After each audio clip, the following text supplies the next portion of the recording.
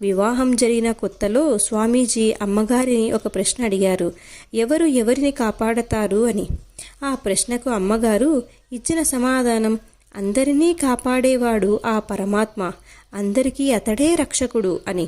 అటువంటి జవాబు ఇవ్వగలగడం కేవలం మహాయోగినులకే సాధ్యం.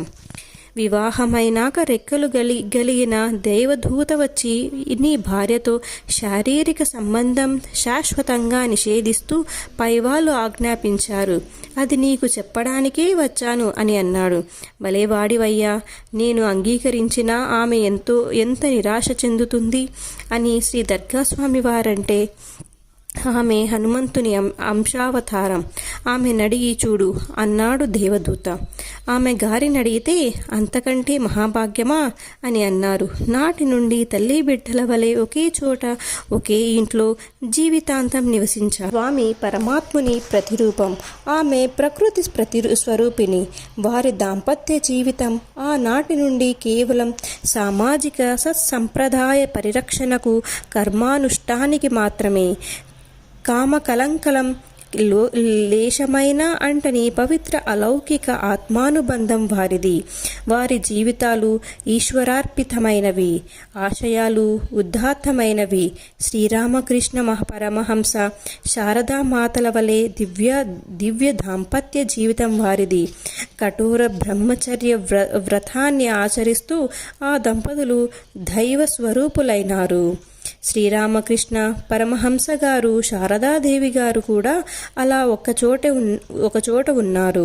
శ్రీ శారదామాత గారు పరమహంస దగ్గరికి వచ్చేసరికి పరమహంస గారికి అమ్మ దర్శనమై పిచ్చివాడుగా విరాజిల్లుచున్నారు. ఇక్కడ శ్రీ దర్గా స్వామివారు కొన్ని క్షణాలలో మధురమైన మొదటి రాత్రికి సిద్ధమై ఉన్న సమయములో దేవదూత రావడం, శాశ్వతంగా భార్యను తల్లిగా ఆరాధించుటకు ప్రారంభం కావడం జరిగింది. ఇది మానవ మాతృలు చేయలేని త్యాగం. అందుకే వారు దైవం మానుష రూపేణ అయినారు. వివాహానంతరం అమ్మయ్య గారు ప్రొద్దుటూరులో అత్తవారింట్లో ఉండేవారు. ఒక రాత్రి వెన్నెలలో మేడ మీద కుటుంబ సభ్యులందరూ కూర్చుని ఉండగా స్వామివారి తండ్రి గారు తమ్ముని వివాహం ఎప్పుడు అని ప్రశ్నించగా స్వామి 7 రోజులలో జరుగుతుందని చెప్పారు. అప్పటికింకా వివాహ సంబంధం ఏదీ కుదరలేదు. స్వామి చెప్పిన విధంగానే 7 రోజులలో వివాహం జరిగింది. వివాహ సందర్భంగా ఇంట్లో శ్రీ సత్యనారాయణ స్వామి వ్రతం జరిగింది. వ్రతం పూర్తయిన తర్వాత అమ్మయ్య గారు స్మృతి తప్పి పడిపోయినారు. డాక్టరును పిలిపించగా ఆయన వచ్చి పరీక్షించి ఆమె మరణించిందని చెప్పి వెళ్ళిపోయారు. అప్పుడు స్వామి అమ్మయ్య శరీరాన్ని భుజంపై వేసుకుని వ్రతం జరిగిన స్థలంలో కూర్చుని నిశ్చల మనస్సుతో పరమాత్మను ప్రార్థించగా మరునాడు 4 గంటలకు ఆమె స్పృహలోకి వచ్చింది. ఆ తర్వాత క్రమేణా కొద్ది రోజులలో మామూలు స్థితికి చేరుకున్నది. లోక కళ్యాణం కొరకు అమ్మయ్య ద్వారా జరగవలసిన పనులు చాలా ఉన్నందువలన స్వామి ఆమెను మరలా భువికి రప్పించారు. ఈ అద్భుత కార్యం స్వామివారి తపశ్శక్తి, దీక్ష, భగవద్భక్తి వలన మాత్రమే సాధ్యమైంది. స్వామివారి తండ్రి గారు లక్షాధికారి. వారికి బంగారం అంగడి ఉండేది.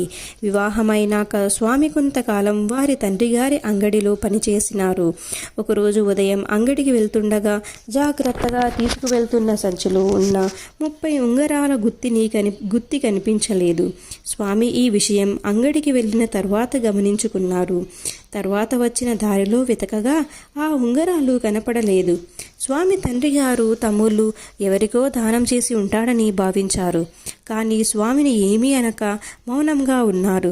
కుటుంబ సభ్యులు, అంగడిలో పనిచేసేవారు ఆ దారినంతా వెతికారు. ఎవరికీ కనపడలేదు.